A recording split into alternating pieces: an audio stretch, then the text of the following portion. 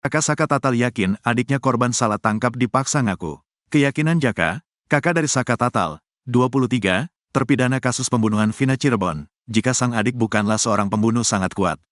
Terlebih, Jaka mengenal baik sosok Saka Tatal. Jaka pun menegaskan jika adiknya Saka tidak bersalah dalam kasus pembunuhan Vina dan Eki tersebut. Saka dihukum karena tak punya pilihan lain dan dipaksa untuk mengakui keterlibatannya dalam tragedi pembunuhan yang merenggut nyawa Vina dan Eki. Saya sebagai kakak, gak percaya adik saya pelakunya. Allahualam, kata Jaka dilansir Tribun Jabar, Minggu, tanggal 19 Mei tahun 2024. Lebih lanjut Jaka menuturkan, selama 4 tahun belakangan, ia selalu menemani adiknya dalam setiap proses hukum. Mulai dari awal penangkapan hingga proses hukum berakhir. Jaka meyakini Saka bukan pelaku sebenarnya dan bahwa pengakuan Saka hanya terjadi karena tekanan dan penyiksaan yang diterimanya. Intinya adik saya bukan pelaku, dia mengakui karena dia disiksa harus mengaku, jelas Jaka. Di sisi lain, Jaka menegaskan, ia tidak akan membela adiknya jika memang bersalah, saya juga kalau adik ngelakuin perbuatan kayak gitu, saya persilakan untuk dipenjara. Ngapain saya bela-belain perjuangkan adik saya sama pengacara, kalau adik saya bersalah, ngapain dibelain, ungkap Jaka. Kini, kasus pembunuhan Vina dan Eki yang terjadi pada tahun 2016 lalu masih menyisakan banyak pertanyaan dan keyakinan dari pihak keluarga korban maupun terduga pelaku. Saka akui terpaksa mengaku karena tidak kuat disiksa. Saka Tatal, 23, divonis 8 tahun penjara kasus pembunuhan dan pemerkosaan Vina Cirebon bersama pacarnya Eki. Dari vonis tersebut, Saka menghabiskan waktunya 4 tahun di penjara karena mendapat remisi. Seiring kasus Vina Cirebon yang kini diangkat lagi ke publik, Saka berbicara terkait awal dirinya disangkut pautkan dengan kasus tersebut. Dalam wawancara di rumahnya yang berlokasi sekitar SMPN 11 Cirebon, Jawa Barat, Saka menceritakan pengalaman pahitnya. Kronologi saya kurang paham soal kasus Vina dan Eki, karena saya tidak ada di tempat waktu itu. Saya ada di rumah, lagi sama kakak saya dan paman saya dan teman-teman. Saya nggak kenal sama Eki dan Vina, ujarnya, Sabtu, tanggal 18 Mei tahun 2024. Ia menyampaikan bahwa sebelum ditangkap, ia sedang diperintahkan membeli bensin oleh sang paman. Jadi ceritanya, waktu itu sebelum ditangkap saya disuruh sama paman untuk beli bensin bareng sama adiknya paman. Setelah isi bensin, saya niat nganterin motor paman itu. Pas baru nyampe, sudah ada polisi, ucapnya. Menurutnya, ia menjadi korban penangkapan tanpa alasan jelas. Saya sudah jelasin, saya waktu itu cuma nganterin motor ke paman, ikut ketangkap juga, tanpa penyebab apapun, tanpa penjelasan apapun, langsung dibawa, ujar dia, dengan nada getir. Di kantor Polres, Saka mengaku mengalami penyiksaan yang memaksanya agar mengakui perbuatan yang tidak ia lakukan. Nyampe kantor Polres, saya langsung dipukulin, suruh mengakui yang enggak saya lakuin. Saya dipukulin, diinjak, segala macam sampai saya disetrum.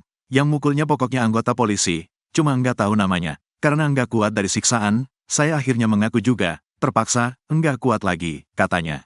Setelah bebas, Saka mengetahui adanya 3 DPO, daftar pencarian orang, dalam kasus ini. Setelah bebas tahun 2020 lalu, saya baru tahu kalau ada 3 DPO kasus Vina. Saya pun gak kenal siapa 3 DPO itu, ujarnya. Saka juga menegaskan, bahwa ia bukan anggota geng motor dan tidak memiliki motor sama sekali.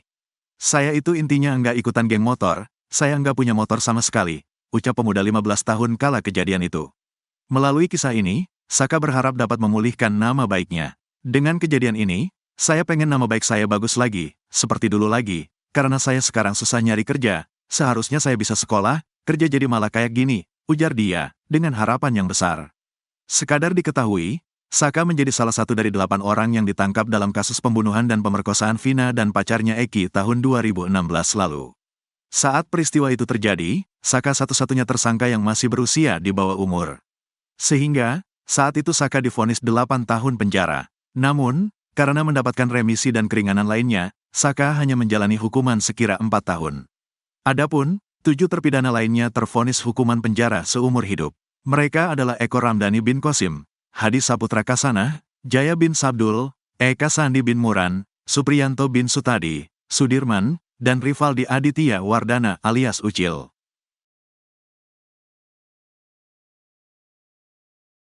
Empat kejanggalan yang diungkap oleh kuasa hukum terpidana. Adapun Jogi mengatakan selama proses BAP di Polres Cirebon Kota, kliennya mendapatkan kekerasan fisik. Terlebih saat pelaksanaan BAP, kliennya juga tidak didampingi oleh kuasa hukum. Lantas kekerasan fisik tersebut menjadi kejanggalan pertama yang diungkap oleh tim pengacara dari para tersangka kasus pembunuhan Vina dan Eki. Kemudian kejanggalan kedua diungkap oleh Titin, pengacara dari terpidana Saka, Tatal, dan Sudirman. Menurut Titin, para terdakwa yang selama ini berada dalam sel bukanlah pelaku pembunuhan. Atas hal itu, Titin merasa kecewa dengan vonis seumur hidup yang dijatuhkan ke para terdakwa. Pasalnya menurut Titin, fakta penyebab kematian korban dalam tuntutan berbeda dengan hasil visum dan autopsi. Titin mengatakan dalam tuntutan korban disebut meninggal lantaran tusukan di dada dan perut. Namun hasil visum dan autopsi tidak ditemukan adanya luka akibat tusukan benda tajam. Kemudian menurut Titin, yakni pakaian korban yang diperlihatkan di persidangan dalam kondisi masih utuh. Lantas apabila korban mendapat luka tusukan benda tajam, maka seharusnya ada bekas lubang atau bolongan dari benda tajam tersebut. Atas hal itu Titin merasa ada perbedaan yang menonjol antara tuntutan dengan hasil visum korban. Adapun kejanggalan ketiga yakni kematian korban digambarkan sama, yakni karena benturan di belakang kepala tanpa adanya sabetan. Selanjutnya, kejanggalan keempat ialah tidak adanya bahasan terkait ruda paksa di persidangan. Bahkan terkait temuan sperma juga tak bisa dijelaskan oleh dokter, termasuk perihal pemilik sperma tersebut. Atas sejumlah kejanggalan itu, Titin berharap ada penyidikan ulang atas kasus pembunuhan Vina dan Eki itu. Lalu kami tanya kepada klien kami yang 5, kenal nggak dengan Rivaldi Lucy? Tidak kenal. Kan lucu, ya. Klien kami disatukan dengan orang lain, ya. Ditarik perkara justisi, padahal dia udah tersendiri kasusnya dalam undang-undang darurat dalam perkara yang sama, padahal tidak kenal. Terus 340 lagi. Terus kliennya daripada Ibu Titin yang namanya Sudirman, ya, di dalam persidangan itu ditanya semakin kenal nggak dengan dia? Nggak kenal. Ditanya Rivaldi, kenal nggak dengan mereka? Tidak kenal. Nah, tapi yang berkembang di dalam media atau narasi-narasi daripada para pengamat, ya, bahwa klien kami itu kenal dengan DPO, yang ini nggak kenal karena beda geng. Gengnya klien kami itu geng apa? Buruh bangunan. Ya, bukan sementara mereka kan mungkin geng-geng apalah, motor dan sebagainya. Nah, bambu dijadikan sebagai barang bukti. Bambu itu saya yakin gak ada hubungannya karena utuh, tidak pecah. Jadi kalau katakanlah di dalam rekonstruksi itu seolah-olah bambu itu dipakai mukul-mukulin ngomong kosong, bergantian.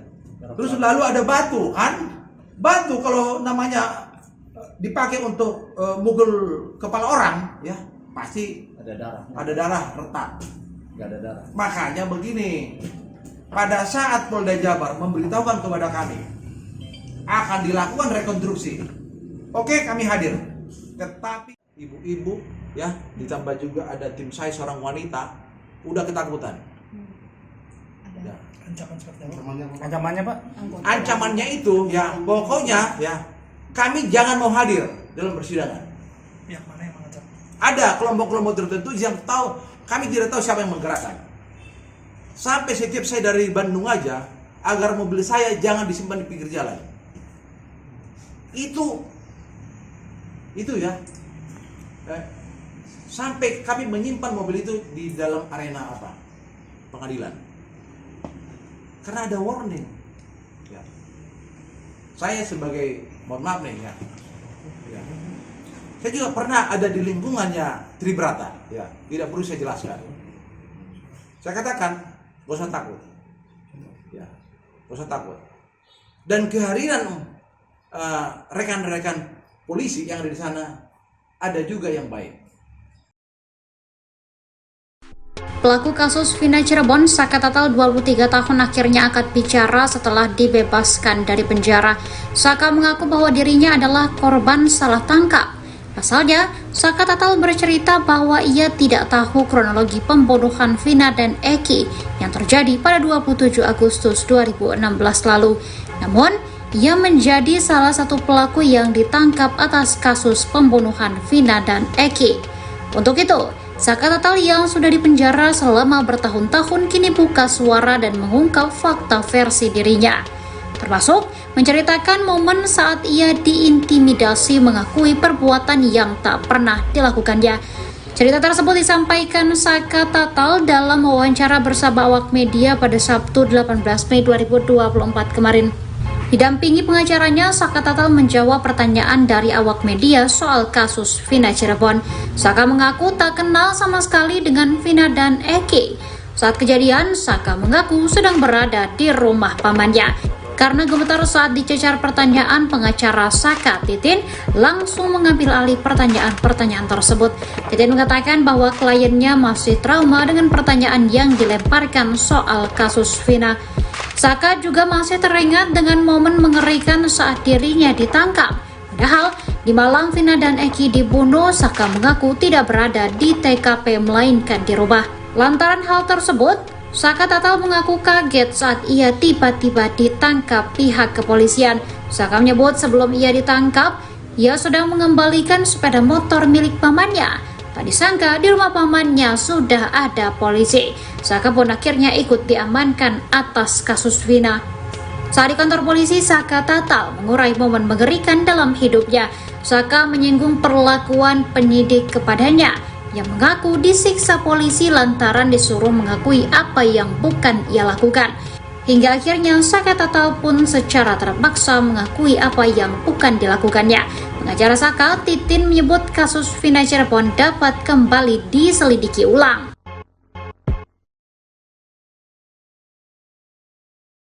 Tim kuasa hukum 8 tersangka dalam kasus pembunuhan dan pemerkosaan terhadap Vina Cirebon dan pacarnya Eki akhirnya membeberkan sejumlah fakta baru. Mereka menilai banyak kejanggalan terutama tuntutan terhadap terdakwa dengan fakta dalam persidangan. Dalam konferensi pers yang digelar di sebuah kantor advokat di Jalan Raya Kalitanjung, Kota Cirebon, pada Sabtu, 18 Mei 2024, mereka pun mengungkapkan sejumlah fakta mencengangkan. Informasi yang diterima, ke-8 tersangka yang kini mendekam di penjara itu ditangani 3 kuasa hukum. Mereka adalah Jogi Nainggolan yang memegang 5 tersangka, masing-masing Eko Ramdhani bin Kosim, Hadi Saputra Kasanah, Jaya bin Sabdul, Eka Sandi bin Muran dan Supriyanto bin Sutadi. Lalu, Titin yang menjadi kuasa hukum terdakwa dari Saka Tatal dan Sudirman.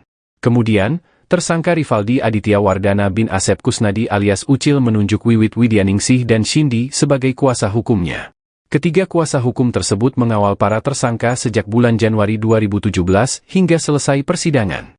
Ia mengungkapkan rasa kecewa terhadap vonis seumur hidup yang diberikan, mengingat fakta persidangan menunjukkan hal yang berbeda. Titin juga menjelaskan bahwa pakaian yang dikenakan korban, yang diperlihatkan di persidangan, dalam kondisi utuh. Menurut Titin, perbedaan antara tuntutan dan hasil visum sangat mencolok. Lebih lanjut, Titin menyoroti bahwa kematian korban digambarkan sama, yaitu karena benturan di belakang kepala tanpa adanya sabetan.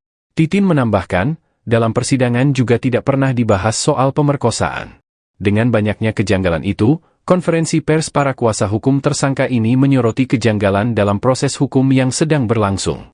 Dengan harapan ada peninjauan kembali terhadap kasus ini.